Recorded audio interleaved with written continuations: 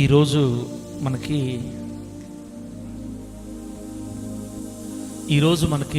Easter పండుగ. Easter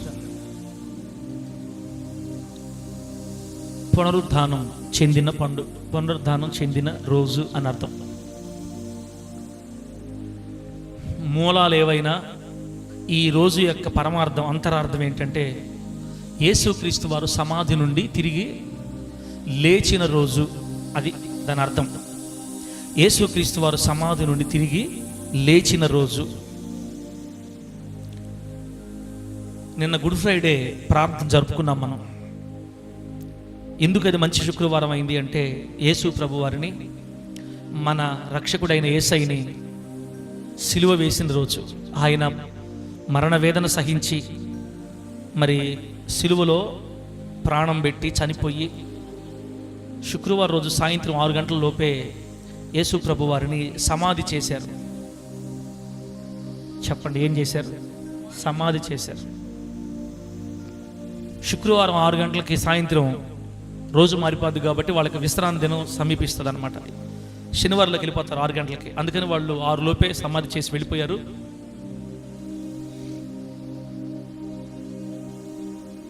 దేవుని బిడ్డలారా,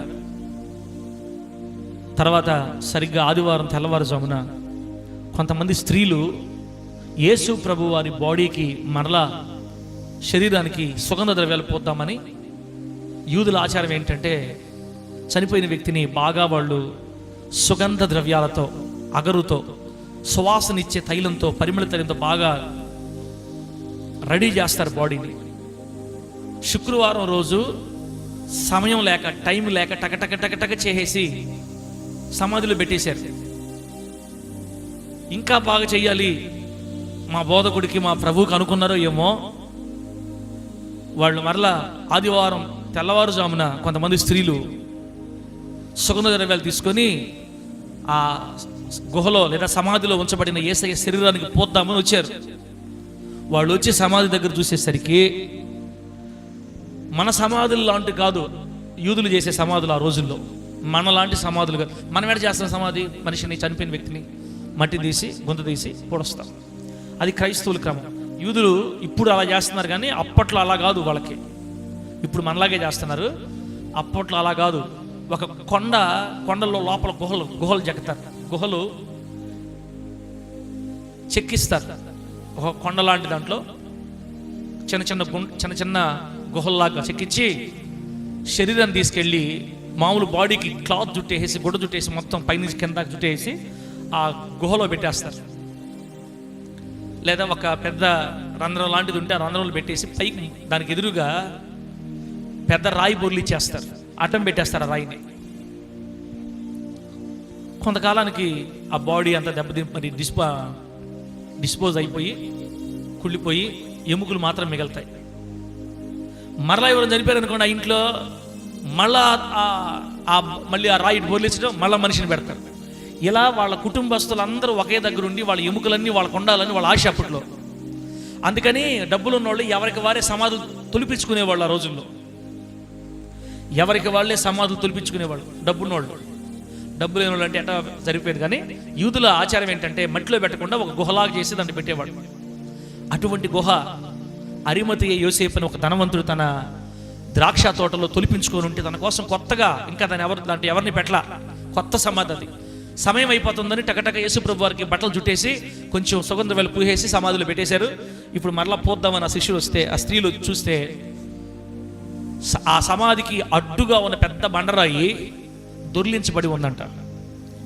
ఎవరో పక్క తీసున్నారు. ఇదేంటి సమాధికి రాయి పక్క తీసిన త్వరగా చూస్తే యేసు ప్రభు వారి బాడీని పెట్టిన చోట యేసయ్య శరీరము లేదు. చెప్పడం ఉందా లేదా? కనబడలే వాళ్ళకి.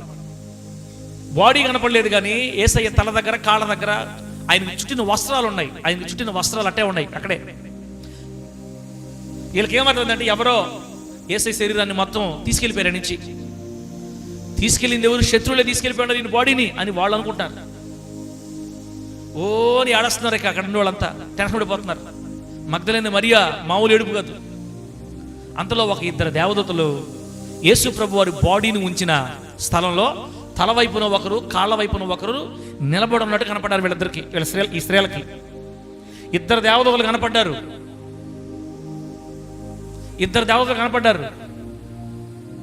ఆ ఇద్దరు దేవతలు ఏమన్నారంటే, ఇదిగో స్త్రీలారా, సజీవుడైన వాణిని మృతుల్లో ఎందుకు ఎదుగుతున్నారు మీరు? ఆయన ఇక్కడ లేడు, ఆయన తాను చెప్పినట్టే లేచి ఉన్నాడు. దేవునికి స్తోత్రం కలుగును గాక.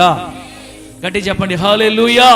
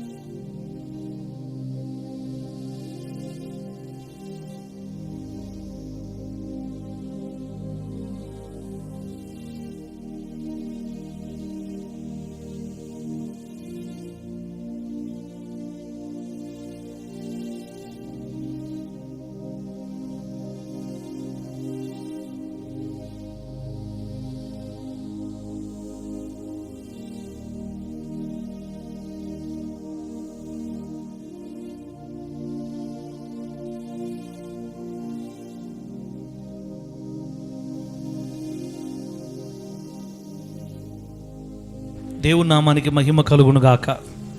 చెప్పండి గట్టిగా హల్లెలూయా. ఆ దేవదూతలు స్త్రీలతో ఏం చెప్పారమ్మా? చెప్పండి, ఏం చెప్పారు స్త్రీలతోటి? ఆయన ఇక్కడ లేడు, ఆయన లేచి ఉన్నాడు. ఆ మాట ఇప్పుడు మీరు అనాలా. ఆ మాట అనేస్తే నేను డైరెక్ట్గా వాక్యులకి తీసుకెళ్ళిపోతా మిమ్మల్ని. ఆయన ఎక్కడ లేడు, ఆయన లేచి ఉన్నాడు అనాలి మీరు ఇప్పుడు. రెడీ, 1 2 3 స్టార్ట్ అనండి. ఒకటేసారి చెప్పండి, ఒకటేసారి ఎత్తి ఒకటేసారి చెప్పండి. టకటకటకట వెళ్ళిపోకండి, స్లోగా చెప్పండి. Ready, 1 2 3 start. ఆయన లేచి ఉన్నాడు. ఆయన ఎక్కడ లేడు, ఆయన లేచి ఉన్నాడు. వాళ్ళకి అప్పుడు అర్థమైంది, ఓహో యేసు ప్రభు వారు సమాధిని గెలిచి లేచాడు. ఆదివారం తెల్లవారుజామున 4 గంటలకి 5 గంటలకి వెళ్ళి చూసే లేస్తున్నాడు. మరి ఆయన ఎప్పుడు లేచినా మనకు తెలీదు. ఆయన సమాధిలోంచి ఎప్పుడు బయటికి లేచి వచ్చాడు. ఇప్పుడు పునరుద్ధానం అంటే ఏంటి? చనిపోయిన శరీరం మరలా జీవాన్ని ధరించుకొని సమాధిలో నుంచి బయటికి రావటం. అమ్మా, ఇక్కడ కూర్చో ఉండేవాళ్ళకి మాట, నా మాట ఏనండి. మీరు యేసు ప్రభు వారి సమాధిలోంచి లేచాడని నమ్ముతున్నారు, నమ్మట్లేదా? ఒకవేళ ఎవరైనా ఇక్కడ యేసు ప్రభు వారు లేచాడో లేదో మాకేం తెలుసు అన్నారు అనుకోండి, ఓకే. ఇక్కడ కూర్చున్న వాళ్ళు ఎవరికైనా యేసు ప్రభు వారు సమాధిలోంచి లేచాడో లేదో మాకేం తెలుసు? అసలు యేసు ప్రభు సిలువలో చచ్చిపడిన ఎవరికి రుజువు?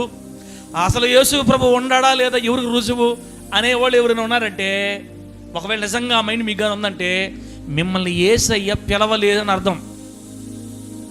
యేసయ్య ఎవరినైతే పిలవడో వాళ్ళకి యేసు ప్రభు సమాధిలోంచి లేచాడని నమ్మరు, పరలోకం ఉందని నమ్మరు, నరకం ఉందని నమ్మరు, అసలు యేసు ప్రభు దేవుడు అని నమ్మరు. దేవుడు ఒక దేవుడు అని అంటారు, అసలు దేవుడే కాదంటారు, అసలు లేడంటారు, చూసేవారు అడతారు. ఒకవేళ ఎవరికైనా ఆ మైండ్ సెట్ ఉంటే, ప్రభువా ఇదేంది నాకు ఇట్లా అనిపిస్తుంది, నువ్వు నన్ను పిలుచుకోలేదా, నువ్వు నన్ను పిలవలేదా, నన్ను కోరుకోలేదా, నా మనసు ఎందుకంటే సందేహాలు ఉన్నాయి, అయ్యా నీవు నిజ దేవుడు అని, నువ్వు ఈ భూలోకానికి మానవ పాప పరిహార నిమిత్తమై వచ్చావని, నువ్వు సిలువలో నీ రక్తము కార్చి ప్రాణం పెట్టి చనిపోయి సమాధి చేయబడ్డావని, సమాధి నుండి తిరిగి 3వ దినాన పునరుద్ధానుడై మృతిని గెలిచి సమాధిని గెలిచి లేచావని నేను నమ్మునట్లుగా నాకు సహాయం చేయి అని ఆడవాళ్ళ దేవుడి దగ్గర మనం. నాకు తెలిసి అయితే అందరు నమ్ముతున్నారని అనుకుంటుందా? అవునయ్యా అనేవాళ్ళు హల్లెలూయా చెప్పండి ఒకసారి, గట్టి చెప్పండి హల్లెలూయా. అసలు క్రైస్తవుడు అంటేనే ఇది నమ్మాలి మనం ముందు. మీకు విషయం తెలుసా? క్రైస్తవులకి పునాది ఏంటి? క్రైస్తవులకి నిరీక్షణ ఏంటంటే, నా యేసు సజీవుడు. నా యేసు చచ్చిపోయినోడా బతికినోడా? బ్రతికి ఉన్నవాడా చచ్చిపోయినాడా మన దేవుడా? కొంతమంది సమాధుల దగ్గర పోయి ఆరాధిస్తుంటారు. సమాధుల దగ్గరికి వెళ్ళి వాళ్ళు ఆరాధించే వాళ్ళు సమాధిలోనే ఉంటారు. కానీ మనం ఆరాధించేది సమాధిలో ఉండి ఆయన కాదు, సమాధి నుండి లేచిన వాడిని, సమాధిని గెలిచిన వాడిని, మరణపు ముళ్ళును విరిచిన వాణిని, సజీవుడైన దేవుడిని ఆరాధిస్తున్నాం మనం యేసు నామములో. ఆయన సజీవుడే కాదు, ఆయన మాట్లాడతాడు, ఆయన చూస్తాడు, ఆయన నడుస్తాడు, ఆయన వింటాడు, ఆయన అర్థం చేసుకుంటాడు, ఆయన మనకు జవాబిస్తాడు, కన్నీళ్ళలో ఉన్న మనల్ని ఆదరిస్తాడు, అవసరమైన వారికి సహాయం చేస్తాడు, చెయ్యి పట్టి లేవనెత్తుతాడు, నిలబెడతాడు, ఆశీర్వదిస్తాడు, వర్ధలు చేస్తాడు, చివరికి మనల్ని అందరినీ పరలోకాన్ని కూడా తీసుకెళ్ళిపోతాడు యేసు నామములో. అంతే, తొందరలో మళ్ళా వచ్చి భూమి మీదకి సిద్ధపడి ఉన్న తన వారిని అందరినీ తీసుకొని వెళ్ళిపోతాడు పైకి. ఎక్కడికి? పరలోకానికి తీసుకెళ్ళిపోతాడు మనల్ని అందరినీ. అది కూడా నమ్మరా? నమ్మకపోతే మీ కర్మ. మీ అందరి కోసం నేను ప్రాణం పెట్టింది ఎవరు? మీ అందరి కోసం ప్రాణం పెట్టింది ఎవరు? యేసు ప్రభు వారు. మిమ్మల్ని అందరినీ లోకంలో నుంచి ఇప్పుడు పిలుచుకుంది ఎవరు ఇక్కడికి? యేసయ్యా. నా తండ్రి ఒకరిని ఆకర్షించితే కానీ మీరు నా దగ్గరికి రారని చెప్పాడు యేసు ప్రభు వారు. తండ్రి దేవుడు మనల్ని ఆకర్షిస్తేనే, అంటే నీ దగ్గరికి వచ్చి నిన్ను జుట్టు పొడుకు లాక్కొచ్చుకుంటేనే, నీ చెవి మెలేసి లాక్కొచ్చుకుంటేనే, రేయ్ యేసే దేవుడు ఒప్పుకో అని ఆయన ఒప్పిస్తేనే నువ్వు ఒప్పుకుంటావు. చుట్టుపక్కల ఉన్నారు, వాళ్ళు నమ్మరు, వాళ్ళు ఇన్ని మాట్లాడరు మనల్ని. ఎందుకు? వాళ్ళ కళ్ళు దేవుడు తెరవాలా. ఇంకా నువ్వు చర్చిలోకి వచ్చి కూడా అదే డౌట్గా ఉంది, సమాధి లేచాడంటావా? అసలు సమాధిలో పెట్టారా అంటే తేడా కొడుతుంది ఎక్కడో. దేవుడి పిలవల్లా. భార్య కోసం వచ్చేస్తారు, భార్య కోసం కొంతమంది చర్చిలకు వస్తారు, భర్తల కోసం కొంతమంది చర్చిలకు వస్తారు, పిల్లల కోసం కొంతమంది చర్చిలకు వస్తారు, పిల్లలు పుట్టేదానికి వస్తారు, అప్పులు తీరేదానికి వస్తారు, రోగాలు తగ్గేదానికి వస్తారు, దెయ్యాలు పోగొట్టుకోవడానికి వస్తారు. అలా వచ్చి కొంతమంది అలాగే ఉండిపోతారు, కొంతకాలంగా జారిపోతారులే. బిడ్డరా, నేనేం చెప్పదలుచుకున్నానంటే, మన క్రైస్తవులు, యేసును అనుసరిస్తున్న దేవుని బిడ్డలు ఒక విషయం గుర్తుపెట్టుకోవాలి. మనం ఆరాధించే దేవుడు సమాధిలో ఉండిపోలేదు, ఆయన సమాధిని గెలిచి లేచిన దేవుడు. మన దేవుడు మరణాన్ని గెలిచినవాడు. ఈ ప్రపంచంలో ఖాళీగా ఉన్న ఒకే ఒక్క సమాధి నజరేయుడైన యేసు సమాధి. ఆమేన్, హల్లెలూయా. కొట్టాలనిపిస్తే కొట్టొచ్చు మీరు యేసుకే. ఈ ప్రపంచంలో ఖాళీగా ఉన్న ఒకే ఒక్క సమాధి యేసు సమాధి. మేము ఒప్పుకో, మేము నమ్మం అనే దానికి ఏమి లేడా. మీరు యూట్యూబ్లో గూగుల్లోకి పోయి యేసయ్య సమాధి అని కొట్టు, జీసస్ టూమ్ అని కొట్టు. ఆ వాకిలికి బండరాయి అడ్డుగా లేకుండా ఓపెన్ చేసి ఖాళీగా ఉన్న సమాధి కనపడతా మనకు చూపిస్తారు. మనకి యేసు ప్రభు వారి శరీరాన్ని 2000 సంవత్సరాల క్రితం ఏ స్థలంలో పెట్టారో అదే స్థలం అట్లాగే ఉంది ఇప్పుడు. ఏనా? కొంతమంది చూస్తున్నారు, ఎక్కడికి పెడితే మాకు ఎందుకైంది మాకు ఎందుకు అంత ఇనమనువా. యేసు ప్రభు సమాధిని గెలిచి లేస్తే ఎట్టుండాలి మన ముఖాల? ఆయన సమాధిని గెలిచి లేచాడు కాబట్టి ఈరోజు నువ్వు మందిరంలో కూర్చున్నావంతే. ఆయన సమాధి నుంచి లేకుండా ఉండుంటే హాన్స్ ప్యాకెట్ దించడం, ఆఫ్ అనేసుకోవటం, అందరూ కలిసి తాగటం, అందరూ కలిసి రోడ్డు మీద బొల్లాటం, అందరూ కలిసి రికార్డ్ డ్యాన్స్లు వేసుకోవటం, అందరూ కలిసి సినిమాలు చూడటం, అందరూ కలిసి గందరగోళంగా ఎగరటం, ఆడటం, అందరితో పాటు మనం ఉండేవాళ్ళమే. యేసు సమాధిని గెలిచి, మన ప్రభు అయిన దేవుడు మృతిని గెలిచి పునరుద్ధానుడై మరణపు ముళ్ళును విరిచి, మరణమా నీ ముళ్ళెక్కడని కాలుతో తొక్కి మరణమును జయించి ఆయన తిరిగి పునరుద్ధానుడై లేవడం వల్ల ఆ పునరుద్ధానపు శక్తి ద్వారా ఈరోజు మనం అందరం రక్షించబడి యేసులోనికి వచ్చాము. గట్టిగా చెప్పండి హల్లెలూయా. యేసు సజీవుడు అన్న మాట మీరు నోడుతాం. మళ్ళా నేనెట్టరిసని మీరెట్ట అరుస్తున్నారు గట్టిగా.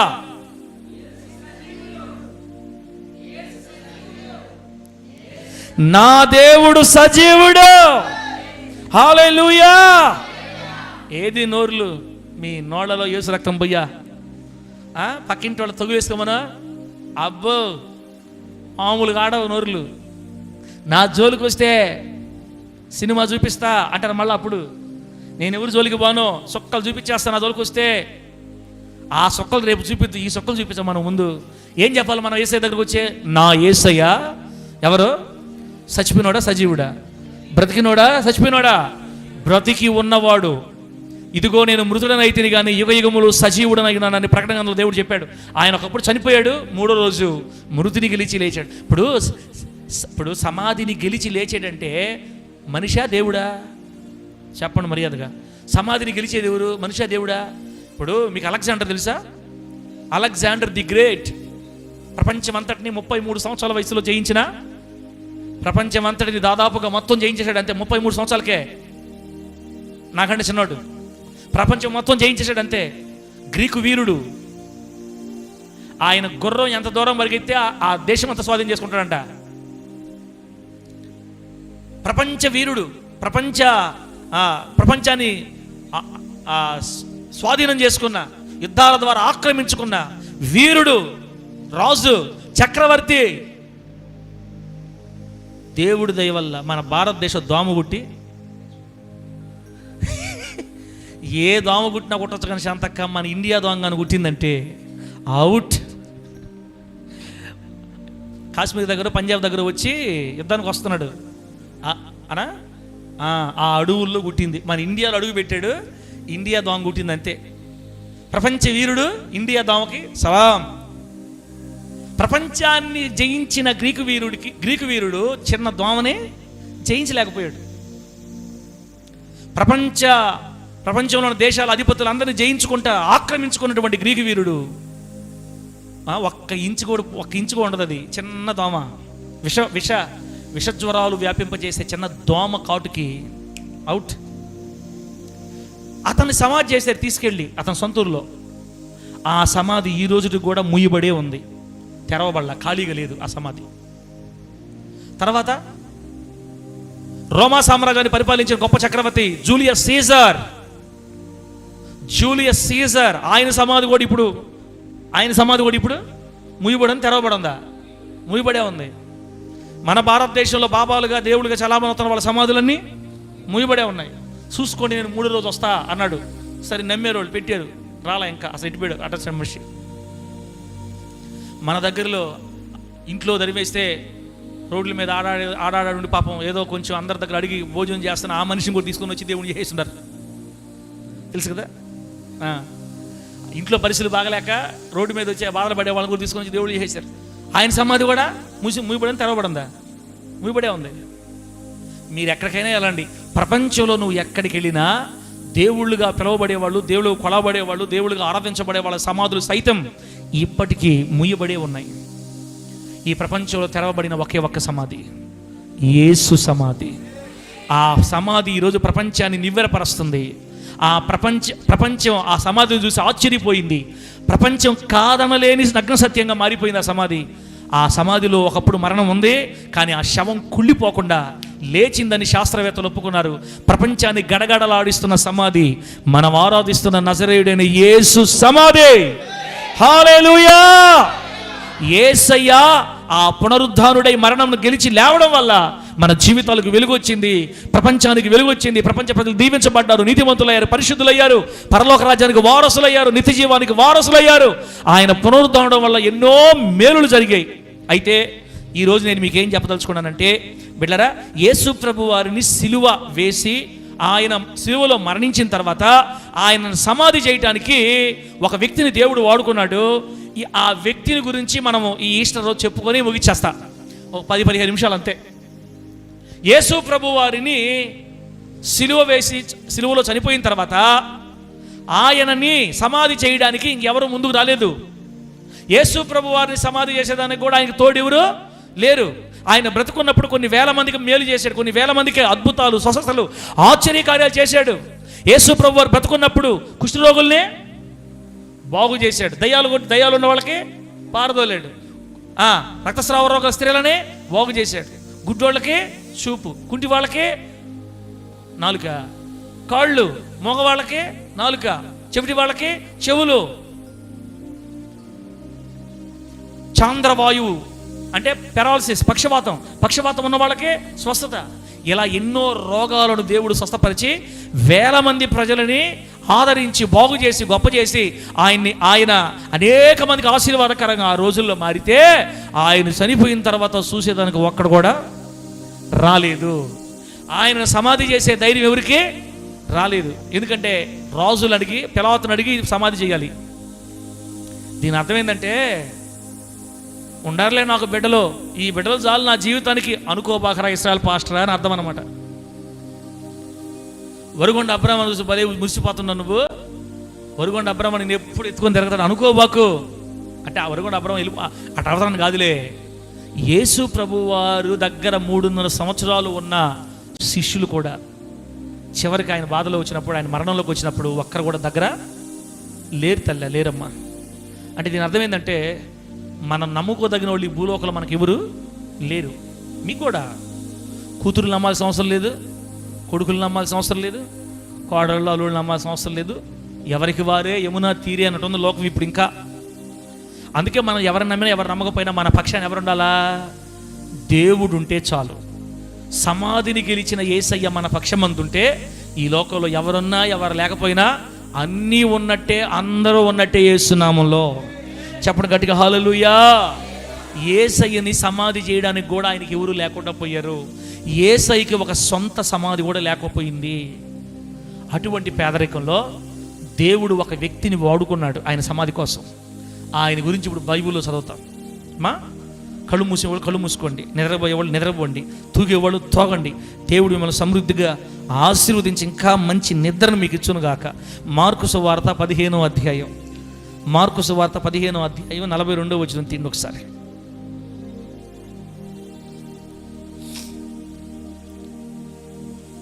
ప్రభువు నామానికి మహిమ కలుగును గాక. అసలు ఇంకో మాట చూడండి బిడ్డలు, 15వ అధ్యాయం 40వ వచనం చూడండి. మార్కు సువార్త 15వ అధ్యాయం. కొందరు స్త్రీలు దూరం నుండి చూచుచుండిరి, దూరం నుంచి అంటే శిలువ దగ్గరలో లేరు, దూరంగా ఉన్నారంట. వారిలో మగ్దలేనే మరియా, చిన్న యాకోబు, యోసే అనువారి తల్లి అయిన మరియా, సలోమి ఉండిరి. ఆయన గలిలయలో ఉన్నప్పుడు వీరు ఆయనను వెంబడించి ఆయనకు పరిచారం చేసిన వారు. వీరు కాక ఆయనతో యెరూషలేమునకు వచ్చిన ఇతర స్త్రీలు అనేకులను వారిలో ఉండిరి అని రాయబడింది.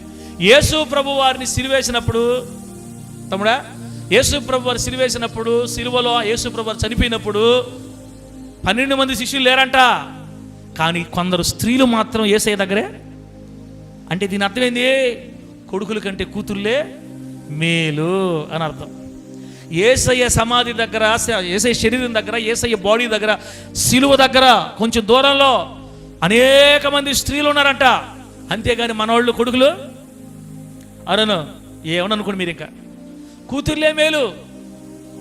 యేసు ప్రభు వారి దగ్గర కూడా కూతుర్లే ఉన్నారు అని బైబిల్ చెప్పింది. నేను నా సొంత మాటలు చెప్పట్లా. యేసేపు ఎవరు చెప్తున్నారు? బైబిల్ రాయబడింది. పేతురు, యోహాను, యాకోబు, ఆంద్రియా అందరూ అక్కడే ఉన్న రాయబడిందా? అక్కడే ఉన్న రాయబడిందా? వాళ్ళు ఊరు లేరు, ఇటుపోయారు. ఒరే దొరికితే మనకే అయిపోద్ది. ఆయనతో తిరిగిన దానికి మనకు కూడా మనల్ని కూడా జైలు వేస్తారు, మనల్ని కూడా కొంగబడొస్తారు. వద్దు, కాపరిని కొట్టుదును గొర్రెలు చెదిరిపోతాయని లేఖనం ప్రకారం ఎక్కడ పోయారో, ఏ పక్కకు పోయారో, ఏడదాక్కో ఉన్నారో, పిన్ని వాళ్ళ ఇంటికి పోయి దాక్కున్నారో, మంచం కింద ఉన్నారో, బీరువాలో ఉన్నారో తెలియదు. ఎటుపోయారు, అందరూ వెళ్ళిపోయారు. కానీ స్త్రీలు మాత్రం, యేసు ప్రభు వారిని సేవలో ఉన్నప్పుడు వెంబడించిన స్త్రీలు మాత్రం ధైర్యం చేసి యేసయ్య సిలువ దగ్గర నిలబడ్డారు. దీన్ని బట్టి నాకు కూడా అనిపిస్తుంది, కూతురులు నమ్ముకోవటం మేలిహన. హల్లెలూయా. పాటలు కూడా కూతుర్లకే, నడిపింపులు కూడా కూతుర్లకే ఇంకా రాబోయే రోజుల్లో. మీరు బాగానేనా? కొన్ని చర్చిల్లో పాస్టర్కి వ్యతిరేకంగా లేచి చర్చిలో ఉండే ఒక అతను సీల్చి సంఘాన్ని వేరే సంఘం పెట్టినట్టు మీకు ఎప్పుడైనా గుర్తుందా? మీకు అక్కడ గుర్తుందా అంటే చూసారా అంటుండ. కొన్ని సంఘాల్లో పాస్టర్కి విశ్వాసులు ఒక వ్యక్తి గొడవ వస్తాయి. గొడవలు వచ్చి నడిపించేవాడు అనుకోండి, ఊహకి నడిపించేవాడు అనుకోండి, నడిపించే వాళ్ళకే పాస్టర్ గొడవలు వస్తే ఈ నడిపించే వాళ్ళకి బంధువులు ఉంటారే 5-6 మంది, వీళ్ళ మొత్తం సీల్చి ఇంట్లో ఏం పెడతారా? కొత్త కుంపటి, కొత్త చర్చి పెట్టి అందరు లాక్కొని వెళ్ళి చర్చి కొత్తది పెట్టుకొని 2 సంఘాలుగా చీలిపోతారు అంతే. కొడుకులు సంఘాలు చీల్చి కట్టుకుంటారు. మీరు చరిత్రలో ఎక్కడైనా చూపించండి కూతురు ఒక్క సంఘానైనా చీల్చినట్టు మీకు గుర్తుందా? స్త్రీలు సంఘాన్ని చీల్చరు. అసలు స్త్రీలు సంఘాన్ని కడతారు. నువ్వేం చెప్పాలనుకుంటున్నావు పాస్టర్, నువ్వేం చెప్తున్నావు ఏమో, దేవుడు ఎట్ట మాట్లాడుతున్నాను నేను. అమ్మా మీరు సంఘాలు కడతారమ్మా. యేసు ప్రభు వారి సమాధి దగ్గర, శరీరం దగ్గర ఉండింది మీరే. చచ్చిపోయినప్పుడు కొడుకులంతా గుండెలు చీలిస్తే నువ్వే ఉంటావు ప్రభు, చూసుకో ఒకసారి చీల్చు. నా గుండెల్లో నువ్వే గూడు కట్టుకుంటావు, ఆ పోయానువా అన్ని అబద్ధాలు మాటలా. మరి 12 మంది శిష్యులు బిడ్డరా, ఒక యోహాను మాత్రమే ఉన్నాడు అక్కడ, మిగతా వాళ్ళంతా దూరాలు ఉన్నారు. కానీ స్త్రీలు మాత్రం ఏసే దగ్గరే. అంటే తప్పని చెప్పట్లేదు, తప్పని చెప్పట్లేదు, మన మెంటాలిటీ అది. కానీ స్త్రీలు మాత్రం నిలబడతారంట. అందుకు ఒక పెద్ద పాస్టర్ గారు ఏం చెప్పారంటే, మీ సంఘంలో ఉన్న స్త్రీలను మీరు ప్రోత్సహించండి, స్త్రీలను వాడుకోండి, వాళ్ళ వల్ల సంఘానికి మీకు ఇబ్బంది ఉండదు. పురుషులైనా సంఘాలు చేస్తారు కానీ స్త్రీలు చేల్చరు అని చెప్పాడు. బైబిల్లో కూడా అదే ఉంది. ఇప్పుడు ప్రభువు నామానికి మహిమ కలుగును గాక. ఇప్పుడు 42 చూడండి. ఆ వ్యక్తి దగ్గరికి వెళ్దాం. యేసు ప్రభువు ఇప్పుడు శిలువ మీద చనిపోయి ఉన్నారు. ఆ దినము సిద్ధపరచు దినము అనగా విశ్రాంతి దినమునకు పూర్వదినం గనుక సాయంకాలం అయినప్పుడు అరిమాత ఇయ్య యోసేపు తెగించి పిలాతు నొద్దకు వెళ్ళి యేసు దేహము తనకు ఇమ్మని అడిగెను. అతడు ఘనత వహించిన ఒక సభ్యుడై దేవుని రాజ్యము కొరకు ఎదురు చూచువాడు అని రాయబడింది. ప్రభు నామానికి మహిమ కలుగును గాక. బిడ్డరా, యేసయ్యని శిలువ మీద నుంచి కిందకి దించి సమాధి చేయాలంటే ఆ పిలాతు గారి పర్మిషన్ కావాలి, ఆ అధికారి పర్మిషన్ కావాలి. పేదల్లో ఎవరు పోతారు? అందరు శిష్యులంతా పేదోళ్లే, చేపలు పట్టుకునేవాళ్ళు. వాళ్ళు ఎవరిని అడగలుగుతారు? రాజకీయ నాయకులతో పలుకుబడి ఎవరికి ఉంటుంది? కాబట్టి శిష్యులు ఎవరు వెళ్ళలేకపోయారు, స్త్రీలు కూడా ఏం చేయలేకపోయారు, మౌనంగా ఉండిపోయారు పక్కన. అప్పుడు దేవుడు తన ప్రియకుమారుడైన యేసుక్రీస్తు వారి సమాధి కొరకు ఏర్పాటు చేసుకున్న ఒక గొప్ప నీతిమంతుడి గురించి ఇక్కడ రాయబడింది. ఆయన పేరు అరిమాత ఇయ్య యోసేపు. అనండి, అరిమాత ఇయ్య యోసేపు. ఏందయ్యా పాస్టర్ గారు, మాకు రాదు ఆ మాటలు. అరిమాత ఇయ్య యోసేపు ఒకసారి అనండి, చూద్దాం ఎట్లంటారా. మీ నోళ్ళల్లో యేసు రక్తం పోయ్యా. ప్రభు మిమ్మల్ని సమృద్ధిగా ఆశీర్వదించును గాక. చెప్పండి గట్టిగా, హల్లెలూయా. అరిమతయ్య యోసేపు. మీరు యోసేపు అని గుర్తుపెట్టుకోండి. యేసుక్రీస్తు వారి శరీరాన్ని సమాధి చేయడానికి దేవుడు వాడుకున్న ఒక నీతిమంతుడినా. ఇప్పుడు యేసయ్య అంటే ఎవరు? సంపూర్ణ మానవుడు, సంపూర్ణ దేవుడు కదా. దేవుని శరీరాన్ని సమాధి చేయాలంటే ఎటువంటి వ్యక్తిని దేవుడు ఎన్నుకోవాలా? బైబిల్ రాయబడింది. ఈరోజు ఆ వ్యక్తి జీవితంలోంచి కొన్ని పాయింట్లు చెప్తా. అమ్మా, యేసు ప్రభు సమాధిని గెలిచి లేచి మనందరికి నిత్య జీవాన్ని ప్రసాదించి మనందరి కొరకు ఒక నిరీక్షణని అనుగ్రహించి, బిడ్డరా, యేసు ప్రభు వారి సమాధి ఈరోజు ఎలా ఖాళీగా ఉందో రేపు మన సమాధులు కూడా అలాగే ఖాళీ అయిపోతాయి యేసునామంలో. అర్థమైందా? యేసు ప్రభు వారి సమాధి ఈరోజు ఖాళీగా ఎలా ఉందో భవిష్యత్తులో మనందరి సమాధులు కూడా ఖాళీ అవుతాయి అంటే అర్థమైంది. చీకిపోయిన శరీరాలు మరలా జీవాన్ని ధరించి లేస్తాయి.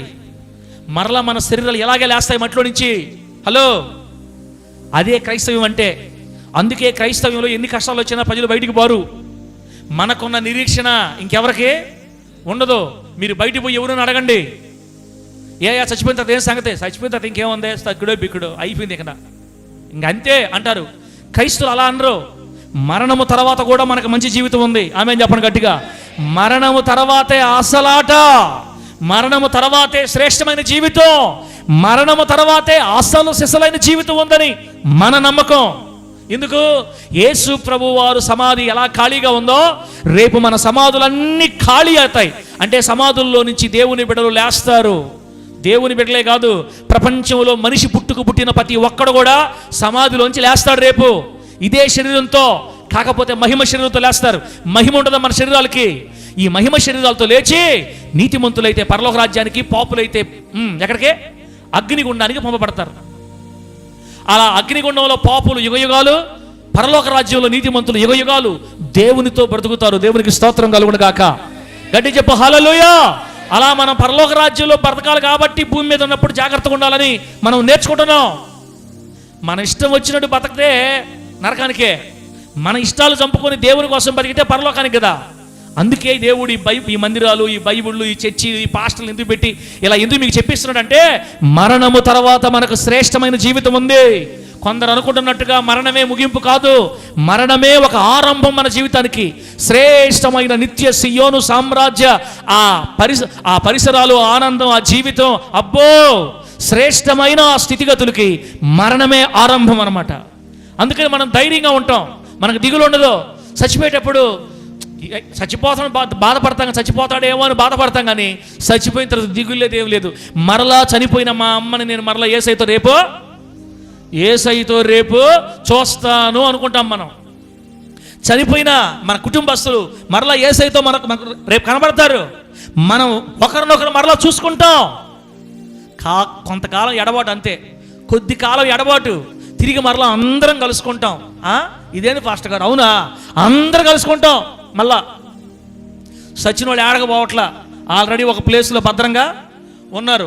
శరీరాలు ఏమో మట్టిలో గులిపోతున్నాయి, కానీ ఆత్మలు మాత్రం దేవుడి సిద్ధపరిచే స్థలంలో, పాపులేమో పాతాళంలో, పరిశుద్ధులేమో పరదైసులో, అందరూ జాగ్రత్తగానే ఉన్నారు. ఎవరు ఎక్కడికి పోలా. రేపు మరలా ఒక రోజు వస్తుంది, యేసు ప్రభువు వారు భూమి మీదకి వచ్చినప్పుడు పరిశుద్ధుల సమాధులు తెరవబడి సమాధుల్లో శరీరాలు లేస్తాయి యేసు నామంలో. ఏడ సార్ శరీరాలు ఉండేదే? ఏడ ఎముకలే పోయి ఉంటే, పుర్రు ఒక దగ్గర కుక్కలు తినేసి, ఎక్కడున్నా మట్టిలోనే ఉంటాయి. ఆమె చెప్పు గట్టిగా, ఎక్కడున్నా మట్టిలోనే ఉంటాయి. వితిన్ సెకండ్స్లో రెప్ప కొట్టే లోపల ఎక్కడెక్కడున్న పుర్రులు, ఎక్కడెక్కడున్న ఎముకలు మొత్తం ఫామ్ అయిపోతాయి, అంతే. మళ్ళా అది కదా, దానికోసం కదా మన ఆతృత, దానికోసం కదా మన ఎదురుచూపు, దానికోసం కదా మన ఆరాటం. యేసయ్య సమాధి నుంచి ఎలా లేచాడో, మృతిని గెలిచి, ఒకరోజు ఆయన పునరుద్ధాన శక్తిని బట్టి, ఆయన సమాధి నుండి లేచిన కారణాన్ని బట్టి మనము కూడా ఆయన శక్తి ద్వారా సమాధుల్లో నుంచి మనము కూడా లేవబోతున్నాం. దేవునికి స్తోత్రం కలుగును గాక. హల్లెలూయా. మందిరంలో ఉన్న మీరందరూ రేపు సమాధుల్లో నుంచి మనం అందరమే లేస్తాం. మనమే కాదు, హిందువులు లేస్తారు, ముస్లింలు అందరూ లేస్తారు. పరిశుద్ధులు పరలోకానికి, పాపులు అగ్నిగుండానికి వెళ్ళిపోతారు అన్నమాట. కాబట్టి బిడ్డలారా, ఈ నిరీక్షణ మనం జ్ఞాపకం పెట్టుకొని సంతోషంగా ముందుకు సాగిపోవాలి. ఈ పునరుద్ధాన దినాన, ఈ ఈస్టర్ రోజు ఒక నీతిమంతు గురించి జ్ఞాపకం చేసుకొని మనం ఆపేస్తాను చెప్పాను కదా బిడ్డలారా. ఆ వ్యక్తి పేరు చెప్పాను మీకు, అరిమతయ్య యోసేపు. అరిమతయ్య యోసేపు ప్రత్యేకత, లేదా అరిమతయ్య యోసేపు గొప్పతనం అని రాసుకోండి. అంశం అరిమతయ్య యోసేపు గొప్పతనం అని రాసుకోండి. నేను ఇంకా 5 నిమిషాలు ఆపేస్తా బిడ్డారా, నేను టకటక చెప్పేస్తా. ఇంకా అరిమతయ్య యోసేపు గొప్పతనం. ఇక్కడ ఏం జరిగింది? యేసు ప్రభు వారి దేహాన్ని త్వరగా సమాధి చేయాలి.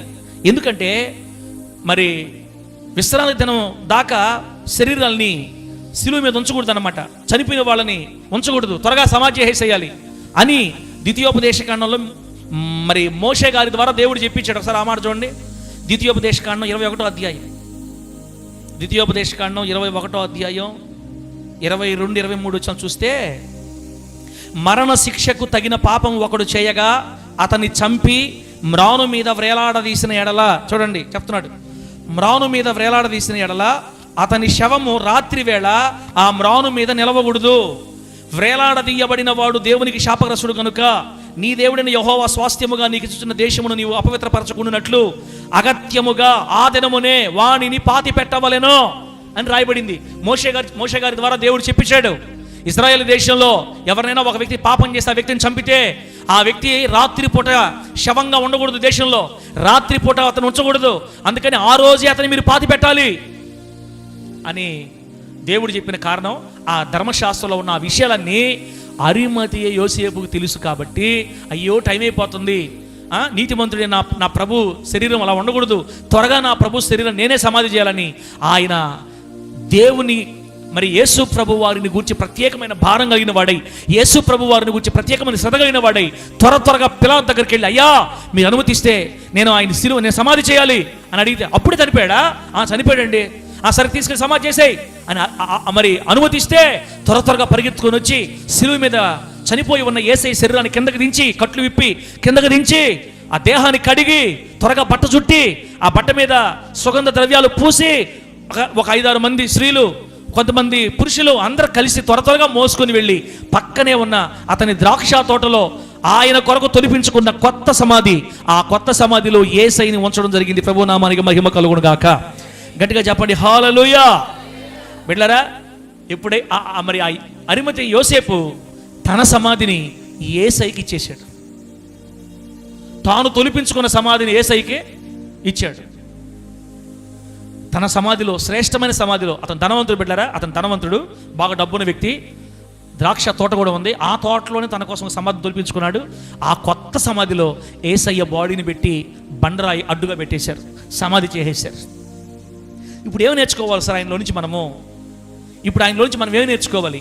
నంబర్ 1, ఇప్పుడు చదివిన వాక్యంలోనే బిడ్డరా, మార్కు సువార్త 15వ అధ్యాయం 42వ వచనంలో ఆయన నుంచి మనం ఏమి నేర్చుకోవాలంటే, ఈ ఈస్టర్ రోజు 43వ వచనంలో చూడండి. గనుక సాయంకాలం అయినప్పుడు అరిమతయ యోసేపు తెగించి అని రాయబడింది. చెప్పండి, ఏం చేశాడంటే అతను తెగించి. అరిమతయ యోసేపు తెగించి అంటే ఏదైతే అవద్దు ఇంకా అని తెగించాడు. ఒకవేళ పర్మిషన్ ఇస్తారా, అతనితో నీకేం సంబంధం అడిగి నన్ను జైల్లో వేస్తారా? ఇప్పుడు అతని మీద కేసులు నమోదయ్యాయి. అతన్ని ద్రోహిగా రాజద్రోహిగా దేశద్రోహి చిత్రీకరించి సిలువే చంపారు. అతను ఒక శాపనస్తులాగా చూస్తుంది లోకమంతా. యేసయ్యని శాపనస్తులాగా చూస్తుంది, పాపిలాగా చూస్తుంది, ఒక దుర్మార్గుల్లాగా చూసి అతనికి భయంకరమైన నరహంతకులకు వేసే నీచమైన శిక్షణ వేసింది యేసయ్యకి. అప్పటి న్యాయం, అప్పటి ప్రభుత్వం అతను ఒక దేశద్రోహిగా చిత్రీకరించింది. ఇప్పుడు నేను వెళ్ళి మళ్ళా పర్మిషన్ అడిగితే నన్ను జైల్లో వేస్తారేమో అని ఆలోచించుకోకుండా తెగించి, దేవుడు నామన మహిమ కలుగును గాక, తెగించి వెళ్ళి అడిగాడు. అతను పర్మిషన్ ఇచ్చాడు, తీసుకొని సమాధి చేశారు. ఈ ఈస్టర్ రోజు యేసు ప్రభు వారు సమాధిని గెలిచి లేచిన ఈ పునరుద్ధాన పండుగ దినం సందర్భంగా ప్రభు మనందరికి చెప్పేది ఏంటంటే, అరిమతయ యోసేపు కలిగిన తెగింపు దేవుని విషయంలో మనము కూడా కలిగి ఉందుము గాక. అరిమతయ యోసేపు యొక్క ప్రత్యేకత, గొప్పతనం ఏంటంటే, మనం నేర్చుకోవాల్సింది దేవుని కోసం మనకి తెగింపు ఉండాలా.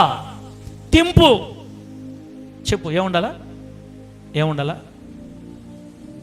అంటే ఏంది? తెగింపు అంటే ఏంది? కొంతమంది బాగా నీరసంగా ఉన్నారు. బిడ్డలరా, నాకు వద్దులే, టైం ఇప్పించాలి కదా, నేను అడగనులే, మీకు ఎందుకు వచ్చిన బాధ. తెగింపు ఉండాలి దేవుని కోసం. ఆడక పోవాలా, అదంతా వద్దాయి, అదొక 20, ఇదొక 10, అదొక 70, ఇదొక 80. తెగింపు ఉంటే ఎటువంటి తల్లే, తెగింపు ఉంటే ఏదైతే కానీ, ఎంతైతే కానీ నా దేవుని కోసం. ఓ అమ్మ అటు వెళ్ళాలా, ఆడదాకా రావాలా, ఇటు పోవాలా, అది కాదు. యేసయ్య కోసం అరిమతయ యోసేపులాగా ఏముంటే తెగింపు.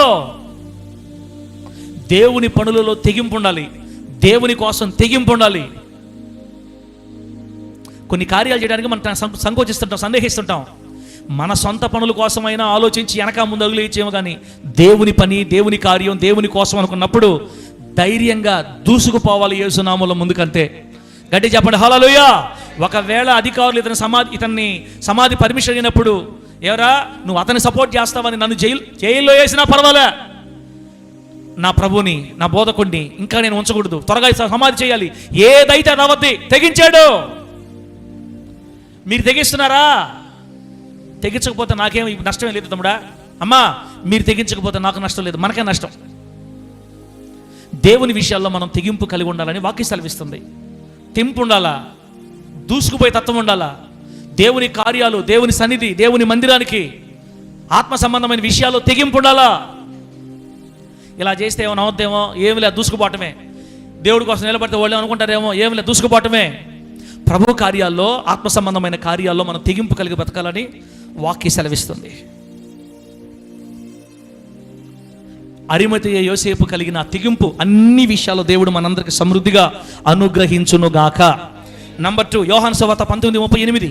యోహాను సువార్త 19వ అధ్యాయం 38వ వచనంలో ఇతని యొక్క రెండో క్యారెక్టర్ చూడండి. రెండో క్యారెక్టర్ యోహాను సువార్త 19:38. అటు తర్వాత యూదుల భయము వలన రహస్యముగా యేసు శిష్యుడైన అరిమతయ యోసేపు. చూడండి, ఈ అరిమతయ యోసేపు ఎవరో తెలుసా? రహస్య శిష్యుడు యేసయ్యకి. ఆమేన్. ఏ శిష్యుడు? చెప్పాలి. ఏ శిష్యుడు? రహస్య శిష్యుడు. యేసయ్య అంటే పిచ్చి ప్రేమ, యేసయ్య అంటే వీరాభిమానం, యేసయ్య అంటే భయము, భక్తి, యేసయ్య అంటే విధేయత, ఆయన కొరకు ప్రాణం పెట్టేంత ప్రేమ. కానీ అందరిలో కనపడలేడు, అందరిలో బయటపడ్డావు. ఇజ్రాయెల్ దేశంలో మన కోర్టులు ఉంటాయి కదా, కోర్టులు. ఇట్లా కోర్టు వంటి ఒక మీటింగ్ జరగద్ది. సన్హెడ్రిన్ సభ అంటారు దాన్ని. సన్హెడ్రిన్ సభ. వాళ్ళు తీర్పు తీరిస్తే ఏ తీర్పు ఇంకా ఒక పోలీసులాగా బళ్ళే వీళ్ళే తీసేస్తారు తీర్పు. పంచాయతీలాగా పెద్దలాగా ఇజ్రాయెల్ దేశంలోనే ఒక పెద్ద సభ అది, సన్హెడ్రిన్ సభ. ఆ సభలో ప్రాముఖ్యమైన వ్యక్తి ఇతను, మంచి డబ్బున్నవాడు, ధనవంతుడు. సన్హెడ్రిన్ సభలో, రాజకీయ నాయకుల సభలో ముఖ్య పాత్ర. ఈ యూదులకు భయపడి నేను యేసు ప్రభు నమ్ముకున్నాను అని చెప్తే యూదులు ఏమంటారో, నన్ను ఏం చేస్తారని భయపడి వాళ్ళ భయమును బట్టి అందరి ముందు ధైర్యంగా కాకుండా రహస్యంగా యేసుక్రీస్తు వారికి శిష్యుడుగా ఉన్నాడంట. దేవుడికి స్తోత్రం కలుగును గాక. గట్టి చెప్పు హల్లెలూయా. నిన్నటి వరకు రహస్యముగా ఉన్న ఈ యోసేపు ఇప్పుడు యేసయ్య సమాధి కోసం తెగించాడు ముందుకొచ్చి. ఇప్పుడు మనం ఏం నేర్చుకోవాలి? యేసయ్య శిష్యుడు. రహస్యముగానైనా యేసయ్యను హృదయపూర్వకంగా అంగీకరించి యేసయ్యను హృదయపూర్వకంగా అనుసరిస్తున్న శిష్యుడు. బిళ్ళరా, అరిమతయి యోసేపు మనతో మాట్లాడుతున్నాడు ఈ ఈస్టర్ రోజు, ఈ పునరుద్ధాన పండుగ రోజు. మీరు నిజముగా దేవుణ్ణి శిష్యులుగా ఉన్నారా? మీరు నిజంగా దేవుని శిష్యులేనా? యేసయ్య శిష్యులేనా? శిష్యుడు అంటే గురువు నుంచి నేర్చుకునేవాడు, గురువులాగా బ్రతికేవాడు, గురువు చెప్పినట్టు చేసేవాడు, గురువుకు లోబడేవాడు, గురువు మాటకి తల వంచి బతికేవాడు. మన గురువు ఎవరో? పరలోకమందున మన గురువు ఎవరు? మన ప్రభు అయినా యేసయ్య. యేసయ్య శిష్యువే కనుక మనం అయితే ఆయన చెప్పినట్టు, ఆయన వెళ్ళమన్నట్టు, ఆయన చేయొద్దన్నట్టు, ఆయన కూర్చోమన్నట్టు, ఆయన నడవమన్నట్టు, ఆయన వాక్యంలో రాయబడిన విధుల ప్రకారం బ్రతుకుతాం ఆయన శిష్యులమైతే. అరిమతయి యోసేపు బిడ్డరా యేసు ప్రభు వారి రహస్య శిష్యుడు. మనమైతే లోకానికి శిష్యులమే, వాటికి వీటికి శిష్యులవి, చీకటికి శిష్యులవి, చీకటి కార్యాలకు శిష్యులవి, బీభత్సమైన దౌర్భాగ్యమైన కార్యాలకు శిష్యులుగా మారిపోయాం. ఈ ఈస్టర్ రోజైనా, ఈ పునరుద్ధాన పండగ రోజు దేవుని శక్తి మన మందిరంలో కమ్ముకొని ఒక్కొక్కరిని తాగుతూ ఉండగా ఈ రోజైనా ప్రభు కొరకు మనం ఒక మంచి తీర్మానం తీసుకొని, దేవా ఈ రోజు నుంచి అరిమతయి యోసేపు లాగా నీకే నేను శిష్యుడిగా బ్రతకాలి, నీకే నేను శిష్యుడిగా ఉండాలి, నువ్వు చెప్పినట్టు నేను వినాలి, నువ్వు నడవమన్నట్టు నేను నడవాలి, నీ కోసం నేను బ్రతకాలి, నువ్వు జీవించమన్నట్టు నేను జీవించాలి, నిన్ను పోలి యేసయ్యా క్రీస్తును పోలి నిన్ను పోలి నేను నడవాలి అని మనం తీర్మానం చేసుకోవాలి. అరిమతయి యోసేపు ధనవంతుడైనా, డబ్బున్నోడైనా, బహుగా ఆశీర్వదించబడిన వాడైనా యేసయ్య శిష్యుడిగా బతుకుతున్నాడు. మనం యేసయ్య శిష్యుడిగా బతికితే క్రమంగా మందులకు రామా? అసలు మందులు నిద్ర వస్తుందా? మందిరంలో వాక్యం వినకుండా పోయి ఆ వెనక చీకట్లో కూర్చొని వెనక ఆ గోడ పక్కన కూర్చొని కూతురులతో మన వాళ్ళతో ఆడుకుంటారా? ఇక్కడ తిట్టబాక సార్ మరి నువ్వా? ఆడుకోవడానికే పోతారులే కొంతమంది బయటికి, మన వాళ్ళని మనరాళ్ళని కొడుకుల్ని కూతురు ఆడిపించుకోవడానికి. ప్రార్థనకు వచ్చిన వాళ్ళు వాక్యం మీద కదా ఇంట్రెస్ట్ ఉండాల్సిందే. సార్ ఏం చెప్తాడు ఈరోజు ఏం పట్టుకోవాలి దేవుడి కొరకు? ఒక్క మాటను పట్టుకెళ్ళాలా పోతా అయిలే. ఎవరికి? మనకేం నష్టం లేదు బిడ్డ, ఎవరి బాధలు వాళ్ళు. ఇప్పుడు మీ కళ్ళల్లో నా కుటుంబంలో బాధలు మీరు తెచ్చలేరు, మీ కుటుంబంలో బాధలు నేను తెచ్చలేను. మనందరి బాధలు తెచ్చాల్సింది సమాధి నుంచి లేచిన యేసు తెచ్చాలి మనకి. పునరుద్ధానుడైన యేసయ్య తీర్చాలి మనకి. ఆయన తీర్చాలంటే నోరు మూసుకొని యేసయ్య వాక్యం వినాలంతే. ఆయన మాటలు గుండెల్లోకి తీసుకోవాలా, సైలెంట్గా దేవుని మాటలు తీసుకోవాలి. ఆసక్తి, ఇంట్రెస్ట్, రహస్య శిష్యుడిగా, దేవుని కోసం రోషం గల శిష్యుడిగా అరిమతయి యోసేపు బ్రతికినట్టుగా మనం కూడా బ్రతకాలి. ఏమనుకోబాకండిలేమ్మా, ఏమనుకోబాకండిలే. లాస్ట్ మాట బిడ్డలారా, 2 చెప్పే మీకు. మొదటిది, యోసేపు తెగింపు కలిగినోడు దేవుని కార్యాల్లో తెగించేశాడు. ఇంకా రెండోది, రహస్యంగా యేసయ్యని అనుసరిస్తున్న ప్రేమగల శిష్యుడు. యేసయ్య అంటే పిచ్చి అభిమానం గల శిష్యుడు, యేసుక్రీస్తు వారిని అనుసరిస్తున్న శిష్యుడు. మూడోది, లోకాసువార్త 23వ అధ్యాయం. ఈ మాట చెప్పి ప్రార్థన చేసుకుందాం. ఇంకా లోకాసువార్త 23వ అధ్యాయం 51వ వచనం. 23:51 అక్కడ కూడా రాయబడింది. 50 నుంచి చూడండి, 50 నుంచి. అరిమతయ్య అను యూదుల పట్టణపు సభ్యుడైన యోసేపు అని ఒకడుండెను. అతడు సజ్జనుడును నీతిమంతుడునయుండి వారి ఆలోచనకును వారు చేసిన పనికిని సమ్మతింపక దేవుని రాజ్యము కొరకు కనిపెట్టుచుండిన వాడు. దేవునికి స్తోత్రం కలుగును గాక. చెప్పండి గట్టిగా హల్లెలూయా. యేసుక్రీస్తు వారి శరీరాన్ని సమాధి చేసే ఘనత సంపాదించుకున్న నీతిమంతుడైన యోసేపు గురించి మూడో చదువుతున్నాం మనం ఇక్కడ. మూడవ గొప్పతనం, అతనిలో ఉన్న మూడవ మంచి గుణం, ఆయన సజ్జనుడు. సజ్జనుడు అనండి. ఏ జనుడు అనండి? ఏ జనుడు? సజ్జనుడు, మంచి వ్యక్తి అని అర్థం. దుర్జనుడు అంటే చెడ్డ వ్యక్తి అని అర్థం. సజ్జనుడు మంచి వ్యక్తి. యోసేపు, అరిమతయి యోసేపు మంచి వ్యక్తి. అంత మాత్రమే కాదు, నీతిమంతుడయుండి. మంచివాడు, నీతిమంతుడు. మంచివాడు, నీతిమంతుడు కాబట్టే సృష్టికర్త మానవ రూపంలో వచ్చిన ఆ శరీరాన్ని సమాధి చేసే కృప పొందుకున్నాడు దేవుడి దగ్గర. యేసయ్య శరీరాన్ని తన సమాధిలో ఉంచుకునే ధన్యత ప్రభువుల దొరికింది వ్యక్తికి. అతను నీతిమంతుడు, దేవుని యందు భయభక్తులు కలిగిన వాడు, సజ్జనుడు, మంచి పేరు కలిగిన వాడు. సమాజంలో మనకే పేరు ఉంది మన ఇంట్లో? ఎవరు నోటికైనా బావచ్చు, కానీ నాయన ఎస్ఎల్ పాస్టర్ నోటికి బాగుడు తండ్రి అని నాకు ఎంత మంచి పేరు. మీకమ్మా మీకేం పేరు? సజ్జనుడు. బిడ్డ అక్కడే ఇంకోటి ఉంది, దేవుని రాజ్యము కొరకు కనిపెట్టుచుండినవాడు. అబ్బా అబ్బా, అరిమతయి యోసేపు దేనికోసం కనిపెడుతున్నాడు? దేవుని రాజ్యం కోసం కనిపెడుతున్నాడు. పరలోకం కోసం. ఈ భూలోకం నేను బతికేది ఈ తిండి, ఈ బట్ట, ఈ ఉద్యోగం, కార్లు, ఇళ్ళు, బంగ్లాలు, వీటి కోసం కాదు నేను బతికేది. రానయ్యున నా దేవుని రాజ్యం కోసం భూలోకంలో నేను బతకాలి. నా ఎదురు చూపంతా పరలోకం కోసమే. ఆమేనన్న గట్టి చెప్పు హల్లెలూయా. ఈస్టర్ రోజు ప్రభు చెప్తున్నాడు, అరిమతయి యోసేపులాగా బతకండి. మీరు కూడా అరిమతయి యోసేపులాగా బతకండి. కరుణక అరిమతయి యోసేపులాగా బతకండి అన్నా అని ప్రభు చెప్తున్న మనతోటి. ఏమని? అతను నీతిమంతుడు, అతను మంచి పేరు కలిగిన వ్యక్తి, అతను దేవుని రాజ్యం కోసం ఎదురు చూసే వ్యక్తి. దేవుని రాజ్యం కోసం. అన్న డబ్బు కావాలి మనకి. తమ్ముడా, డబ్బు కావాలి, కానీ డబ్బే కాదు మనకు కావాల్సింది. దేవుడు కావాలి ముందు, అన్నిటికంటే ముఖ్యంగా. దేవుడు తర్వాత డబ్బు, దేవుడు తర్వాత ఉద్యోగం, దేవుడు తర్వాత వ్యాపారం, దేవుడు తర్వాత భార్యాపిల్లలు, దేవుడు తర్వాత ఏదైనా. మొదట ఆయన రాజ్యాన్ని, నీతిని వెతకమని కదా వాక్యం చెప్పింది. ఇదిగో యోసేపు మాత్రం, అరిమతయి యోసేపు మాత్రం దేవుని రాజ్యం కొరకు ఎదురు చూసే వ్యక్తి. మీరు నిజంగా దేవుని రాజ్యం కోసం ఎదురు చూసే వ్యక్తులు అయితే ఈరోజే మీ గుండెల్లో తెగింపు వచ్చునుగాక. గట్టి చెప్పండి హల్లెలూయా.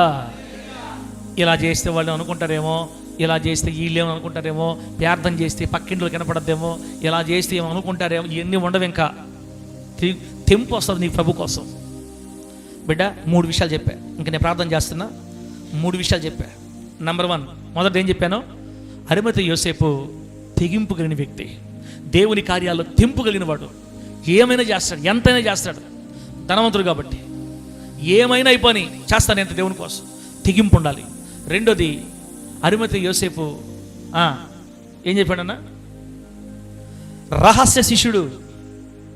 యేసయ్యని వెంబడించిన వాడు, అనుసరించిన వాడు, ఆయనను పోలి నడిచిన వాడు, ఆయనలాగా బతకాలని కోరుకున్నవాడు. నేను యేసులాగే బ్రతకాలి, ఆయన వలే జీవించాలి, ఆయనలాగా మాట్లాడాలి, ఆయనలాగా చూడాలి, ఆయనలాగా కూర్చోవాలి, ఆయనలాగే ఉండాలి, నా బ్రతుకంతా ఆయన వలే మారాలని రహస్యంగా ప్రభువుని వెంబడించిన శిష్యుడు.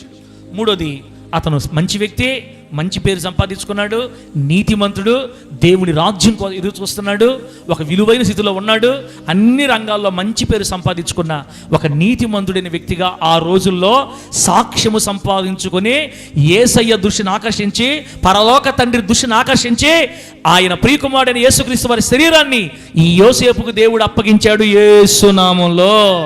గట్టి చెప్పండి హల్లెలూయా. ఈరోజు రేపో మనం యెరూషలేం పోయి యేసయ్య సమాధి చూస్తే ఆ సమాధి యేసయ్యది కాదు, గానే అరిమతయి యోసేపుది. ఆయన కట్టించుకున్న, తొలిపించుకున్న సమాధి అప్పుడు ఎలా ఉందో ఇప్పటికి అలాగే ఉంది. ఆయన సమాధిని ప్రపంచం అంతటికీ పరిచయం చేస్తున్నాడు మన దేవుడు యేసు నామములో. చూసారా? తెగింపు కలిగితే నిన్నందరికీ పరిచయం చేస్తాడు దేవుడు, నిన్ను అందరిలో దీవిస్తాడు. నువ్వు యేసయ్య కోసం నిలబడితే నీ పేరుని గొప్ప చేస్తాడు. నీ పిల్లల పిల్లల పిల్లల తరాలు దీవించబడేటట్లుగా యేసయ్య కొరకు నువ్వు చేసే ఏ కార్యమైనా మర్చిపోకుండా మన తరతరాలకు దీవెనకరంగా మనల్ని మారుస్తాడు. ఈరోజు మనం వెళ్ళి చూస్తున్న యేసయ్య ఖాళీ సమాధి అరిమతయి యోసేపు సమాధి. ఆయన వలె ప్రభు సన్నిధిలో మనం ధైర్యంగా సాగిపోదుం గాక. ఆయన వలె నీతిమంతులమై, సజ్జనులమై, మంచి పేరు కలిగిన వ్యక్తులమై, రహస్యంగా మరి యేసు శిష్యులమై, తెగింపు కలిగిన వారమై ప్రభు కోసం రోషముగా సాగిపోవుదుము గాక. దేవుడి వాక్యపు బలము చేత మనల్ని నింపును గాక. పునరుద్ధాన బలము చేత మనలందరినీ ప్రభు ఆశీర్వదించును గాక. ఆయన పునరుద్ధాన బలము చేత మనలో తెగింపు కలుగు చేయును గాక. ఆయన పునరుద్ధాన బలము చేత మనల్ని శిష్యులుగా మార్చును గాక. ఆయన పునరుద్ధాన బలము చేత మనలో మంచి పేరు కలిగిన వ్యక్తులుగా, మనకి నీతిని అనుగ్రహించి దేవుని రాజ్యం ఎదురు చూసే గొప్ప వ్యక్తులుగా దేవుడు మనల్ని మార్చును గాక. కళ్ళు మూసుకొని ప్రార్థన చేసుకుందాం పిల్లలు. కళ్ళు మూసుకొని ప్రార్థన చేసుకుందాం.